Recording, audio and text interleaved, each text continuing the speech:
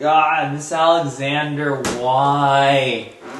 I mean, I'm sorry I hardly went to class and I went over the absences and now I'm making you come in for me to take this exam too. But just take away the absences or something. Now you're making me cram and remember everything throughout the year for this one exam that you can make go away, but I guess I'll do what any good AP student does and go to YouTube. Okay. John Green. Seems pretty legit. I can learn from that. I won't get it distracted from any other types of videos. Hi, I'm John Green. This is Crash Course Literature, and today we're going to be talking about one of the craziest families in history. Not these guys. Yet.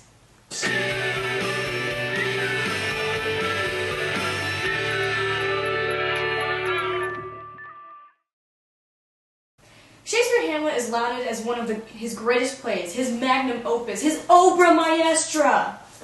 And this is one of the most powerful tragedies of all time, second behind Greek tragedies and Taylor Swift's album Red. Hamlet was written in the 16th or 17th century, nobody really knows. And this is Shakespeare's longest play, reaching 2,000 lines. So instead of having you cram all 2,000 lines in one night, I'll break it down for you.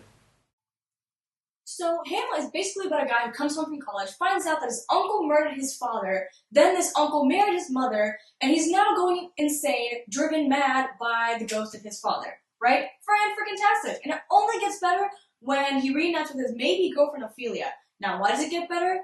Well, because Hamlet decides to drive her insane by embarrassing her, insulting her, and making her confused all the time, in pretty much every conversation, whether she's aware of it or not, for the sole purpose of cracking himself up.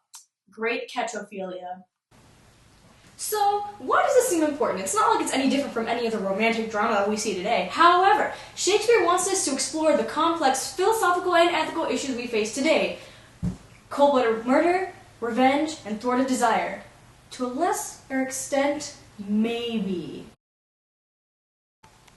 So, where do we see these recurring motifs of cold-blooded murder, calculated revenge, and thwarted desire? Well, from the get-go of the play, we see the ghost of King Hamlet, who was murdered by his brother, King Claudius. Well, I would have to say, if you're going to kill a king, that's pretty cold-blooded murder. That's just me.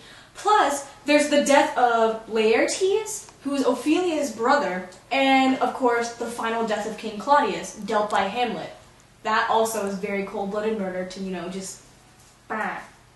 Anyway, so, calculated revenge. Where does that come in? Well, Hamlet puts on this show of, I don't know what I'm doing with life, I can't make decisions, to be or not to be. However, some people believe that it's because he's actually driven insane. However, some people also believe that it is all a show that Hamlet is putting on.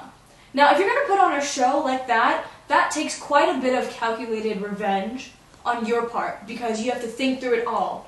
Make sure that people see you as this weakling, and that's how I read Hamlet. Now, you also see a very clear image of calculated revenge when Hamlet requests that the play performed at the Danish court is basically a replication of the death of King Hamlet.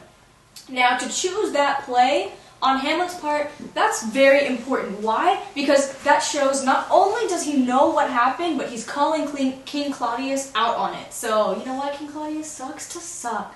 Because that leads me to thwarted desire, because you do not have the throne anymore. You are killed because you have the throne. So, this thwarted desire revolves all around you, King Claudius, because you were killed and your throne was taken. It's not even so much that you're dead that is the issue. It's the fact that you no longer have the crown which you so desired. You were so angsty about it. So, how do we face the same issues Hamlet faced in our own lives? Well, there's only one way to answer this question. Compare Hamlet to one of the greatest movies of all time, Scarface. No, but seriously, The Lion King is a great movie, one of the greatest animated movies of all time, and it's an awesome way for us plebeians to connect to the royal debaucheries that happen in the Danish court. Like Hamlet and Simba, we've all run away from responsibilities at some point of our lives, even though we know what really needs to happen. Maybe we don't run across the desert like a certain lion does, but we do have the tendency to procrastinate, aka you, the viewer. So guys, that's all I have on Hamlet for you today. Join me next time when we start analyzing the next book that you're cramming for, The Rainbow Fish. You want calculated revenge? I'll give you calculated revenge. That's for eating my PB&J.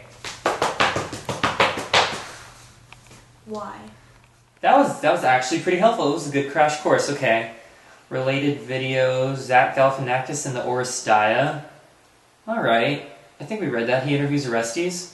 Can't go wrong with Zach Galifianakis. The Hangover. Come on.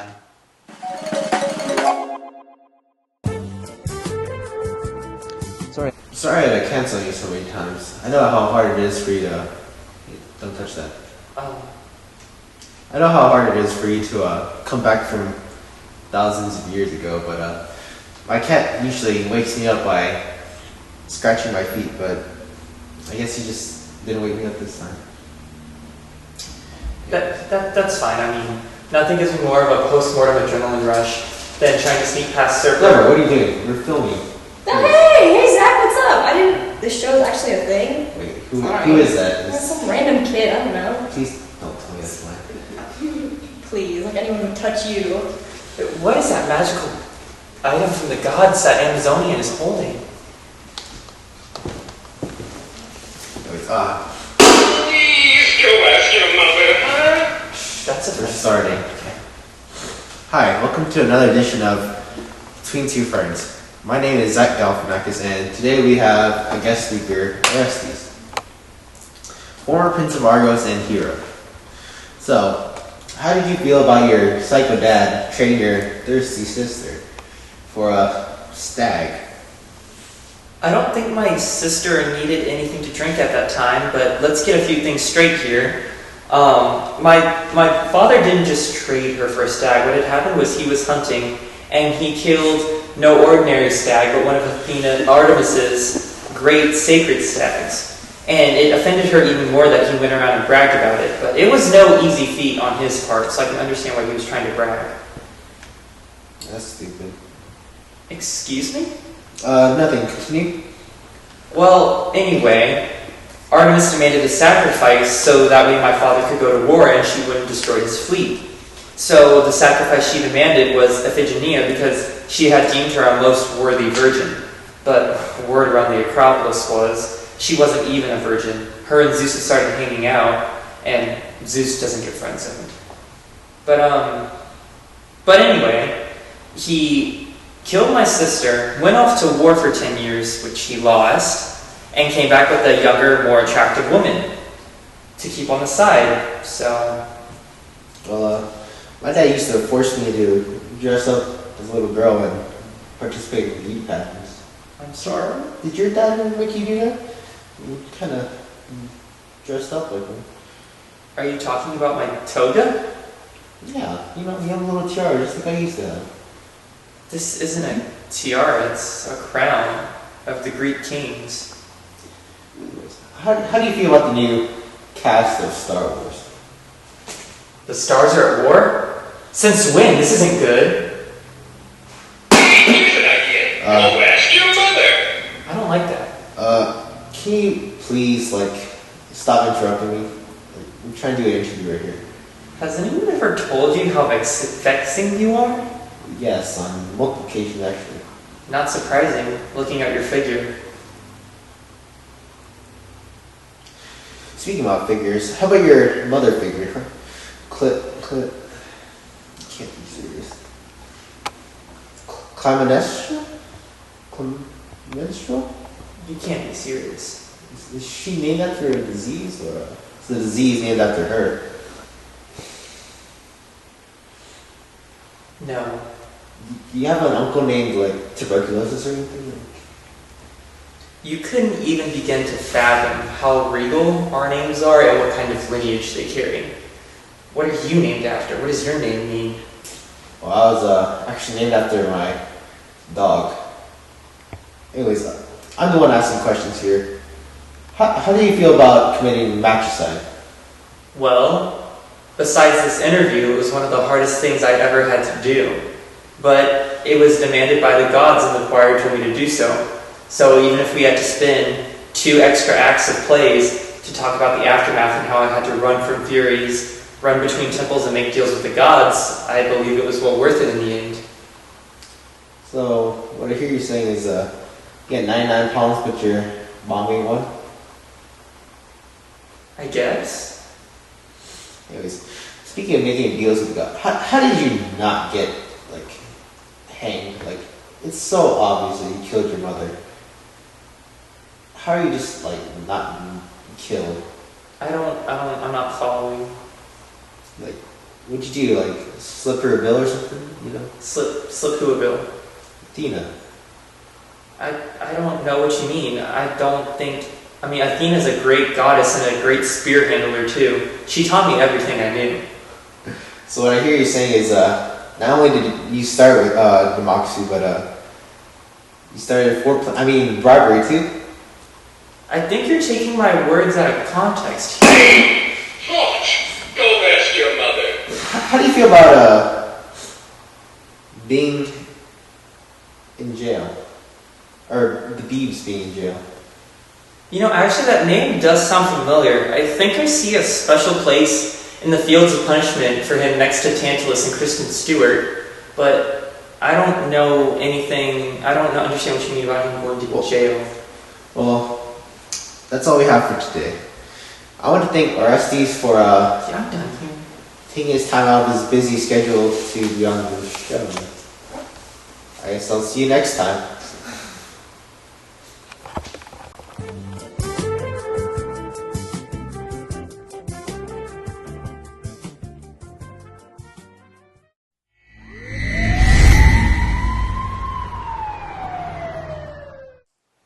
That was an interesting interview. Alright. Hey, it's my girl Glozell talking about the Scarlet Letter. May not work out, but we'll try it. Okay, set up my camera. Okay, let me fix this. Let me get my curdies on here. I like my curdies. I was reading this book today. It's called The Scarlet Letter, and at first I was confused, I'm not gonna lie, because I was like, is it just about an A? Are we just gonna read about an A? Like, who is this A? What he doing? What's she doing? You know, I don't want to discriminate. Okay, but then I actually read the book, and it was actually pretty interesting. There's this woman, her name is Hester Prynne. It's Prynne. And like, when you first read the book and it like enters, like the setting is set, it's about this woman. She is standing in front of like these people. They are just staring at her. And then you read, she first got pregnant and she had the kid, and then no one know who the baby daddy is. So everyone's like just staring at her. I guess they're putting to shame like the fear of God in her. But like, I'm thinking is like, girl, like they all staring at you. You give them the best show that there ever was, because you know what? You do you, boo boo. You do you. I mean, the worst has already come. You already got knocked up and had the kid. What is staring about it gonna do? That's what I'm saying. Symbolic reference to like how women and like how people in general deal with sin, and then how people like in general deal with sin. I mean, like staring at a woman like to see what the devil looks like. That's what I be thinking, but I'm not totally % sure. Totally. Okay. So for Hester to refuse to not give up her baby daddy is actually very incredible. I mean, like, knowing me, like, I would call him out because you ain't that slick, son. Like, who you is, for real. But we all wonder, like, the author gets the reader wondering, like, who is the baby daddy? And then there's this sir, like, this minister, this young, good-looking minister, and he keeps telling Hester, he's like, Hester, please, just tell us who the baby daddy is so he can also repent.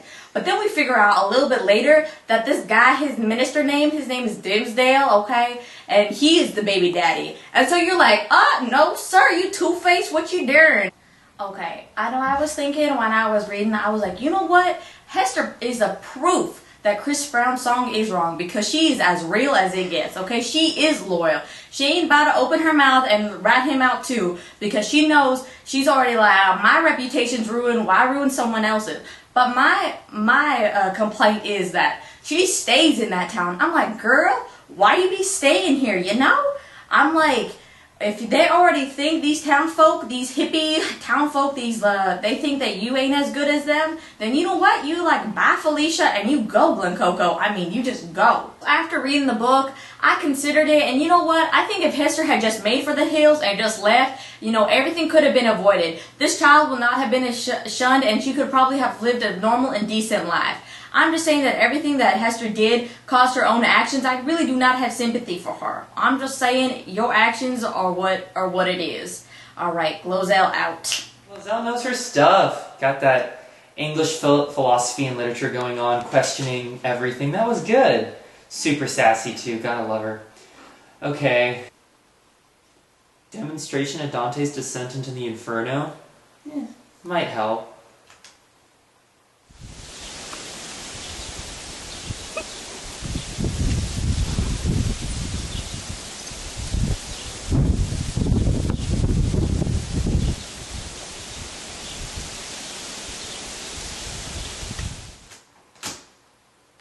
I think I got into the weird side of YouTube.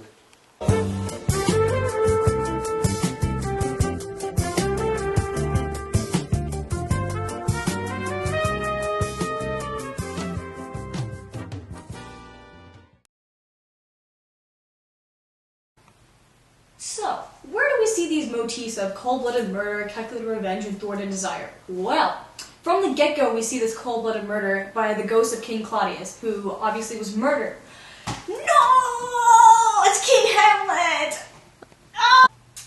Well guys, that's all I have for you on Hamlet today. Join me next time when you're cramming for your next novel, Calculated Revenge? Good Night Moon. You started it too early. I have to finish it first.